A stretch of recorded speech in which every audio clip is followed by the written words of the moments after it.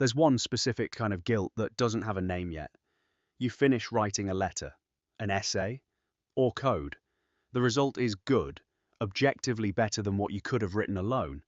And then, right on schedule, that inner voice shows up. You didn't write this yourself, you just typed a prompt. You're not the author, you're a fraud who signed someone else's name. This feeling has a name. Psychologists call it impostor syndrome.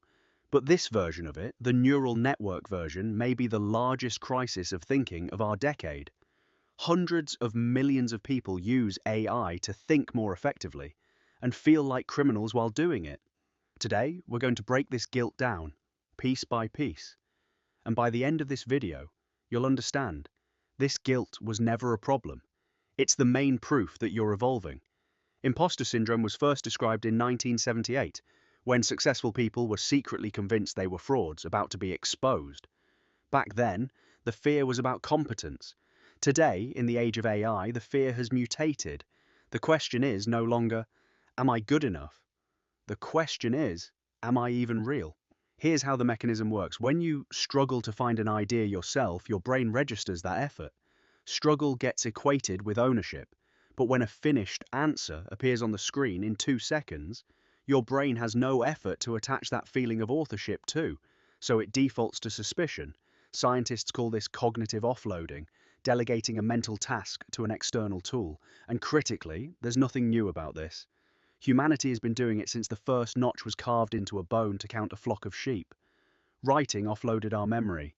The printing press freed us from copying books by hand. The calculator took over arithmetic. Search engines took over remembering facts. And every single time, a chorus of voices said the same thing. This will make us stupid. This isn't real knowledge. Sounds familiar, doesn't it? In the 1970s, math teachers were absolutely certain that calculators would raise a generation incapable of thinking. In one sense, they were right. We really did stop doing long division. On paper. But on the main point, they were catastrophically wrong. We simply moved on to studying calculus, statistics, and engineering, which would have been completely out of reach without calculators. The tool didn't replace thinking. It moved thinking up a level, from arithmetic to architecture.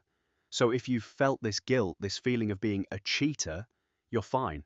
You're just running 1970s software on your 2026 brain.